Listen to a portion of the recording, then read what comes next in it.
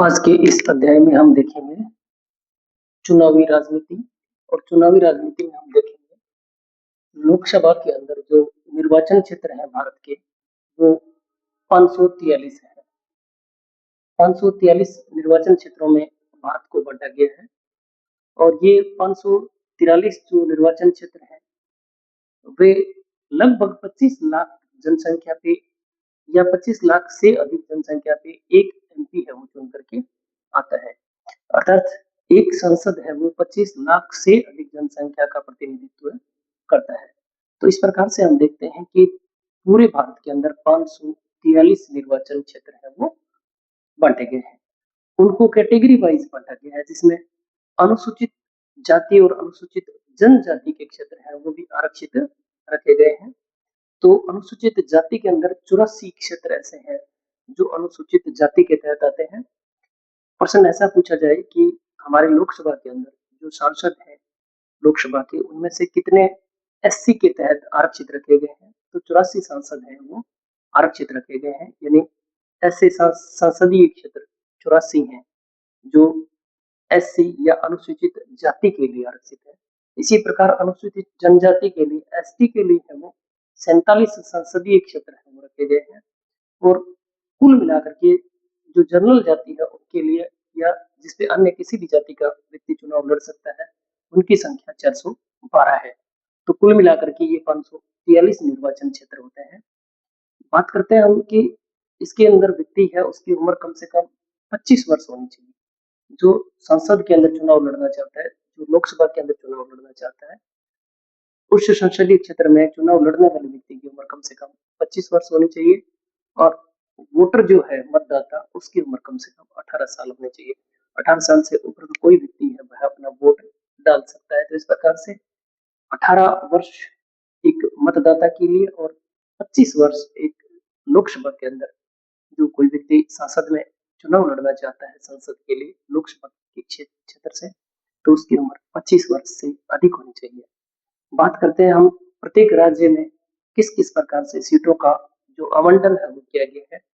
तो सबसे पहले हम देखते हैं आंध्र प्रदेश के अंदर 25 सीटें हैं। कई बार प्रश्न पूछा जाता है कि ऐसा कौन सा राज्य है जिसकी सीटें राजस्थान के बराबर है लोकसभा में, तो आंध्र प्रदेश की, क्योंकि राजस्थान में भी 25 है और आंध्र प्रदेश में भी 25 सीटें हैं। तो आंध्र प्रदेश के अंदर लोकसभा की 25 सीटें हैं। अरुणाचल प्रदेश के अंदर 2 सीटें हैं, असम में 14 सीटें हैं, बिहार के अंदर 40 सीटें हैं, छत्तीसगढ़ में 11 सीटें हैं, गोवा में 2, गुजरात में 26, यानी राजस्थान से 1 सीट ज्यादा है। हरियाणा में 10 सीटें हैं, हिमाचल में 4, झारखंड में 14 और कर्नाटक में भी हमारे यहाँ से ज्यादा 28 सीटें हैं और केरल के अंदर 20 सीटें हैं। इसी प्रकार मध्य प्रदेश के अंदर, एमपी में 29 है। तो महाराष्ट्र के अंदर 48 सीटें हैं जो कि भारत के दूसरे नंबर पे है। पहले नंबर पे उत्तर प्रदेश में सबसे अधिक सीटें हैं, 80 सीटें हैं। उसके बाद मणिपुर में 2 सीटें हैं, मेघालय में 2 हैं, मिजोरम, नागालैंड, ये सब जो पूर्वी राज्य हैं इनके अंदर थोड़ी-थोड़ी सीटें हैं, 1-1, 2-2 हैं। तो यहाँ पे मिजोरम और नागालैंड के अंदर 1-1 सीट है। उड़ीसा के अंदर 21 सीटें हैं, पंजाब के अंदर 13 है, राजस्थान में हमने बताया राजस्थान में 25 सीटें हैं और ये 25 सीटें ही आंध्र प्रदेश में, तो दोनों राज्यों की बराबर-बराबर सीटें हैं। सिक्किम में 1 है, तमिलनाडु में 39 है और तेलंगाना में 17 है, त्रिपुरा में 2 हैं। सबसे अधिक मैंने बताया यूपी में, उत्तर प्रदेश में 80 सीटें हैं, उत्तराखंड में 5, बंगाल में 42 सीटें हैं। तो इस प्रकार से महाराष्ट्र के बाद दूसरा नंबर पश्चिम बंगाल का, तीसरा नंबर आता है। जो हमारे अन्य क्षेत्र हैं, जिसमें अंडमान में 1, चंडीगढ़ में 1, दादरा और नगर हवेली तथा ये दमन और द्वीप, इनको मिला करके 2 सीटें हैं। दिल्ली में 7 है, जम्मू कश्मीर जो कि राज्य था जिसको केंद्र शासित प्रदेश बना दिया गया, लद्दाख और जम्मू कश्मीर में, तो जम्मू कश्मीर में 5 सीटें हैं, लद्दाख में 1 सीट है, लक्षद्वीप में भी 1 सीट है और पांडिचेरी में भी 1 सीट है। तो इस प्रकार से ये सीटों का जो विभाजन है वो क्षेत्रवार जनसंख्या के हिसाब से वो किया गया है। बात करते हैं कुछ ऐसे चुनाव नारे दिए जाते हैं जो महत्वपूर्ण नारे होते हैं। तो सबसे पहले हम देखेंगे इन नारों में कि कौन-कौन से नारे हैं वो किस समय और किसने दिया था।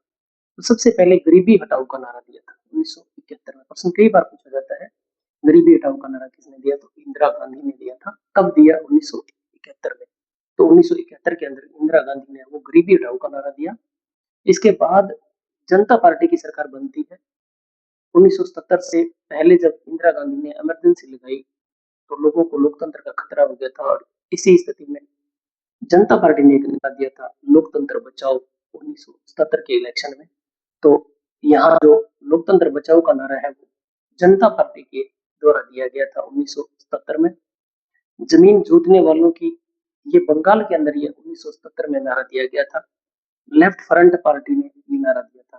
प्रश्न पूछा जाए, जमीन जोतने वालों की नारा किसने दिया? तो लेफ्ट फ्रंट के द्वारा 1977 में दिया गया था।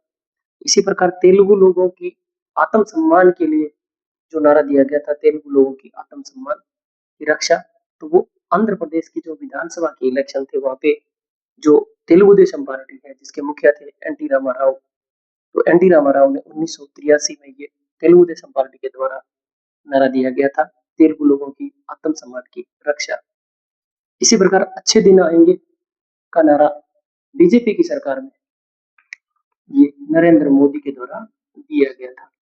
बीजेपी की सरकार में जो चुनाव से पहले जब कांग्रेस की सरकार होती थी उस टाइम मोदी ने ये नारा दिया था, अच्छे दिन आएंगे 2014 में। तो इस प्रकार से हमने देखा कि किस प्रकार क्षेत्रवार है वो हमारे यहाँ सांसदों का विभाजन है वो संसदीय क्षेत्रों में किया गया है।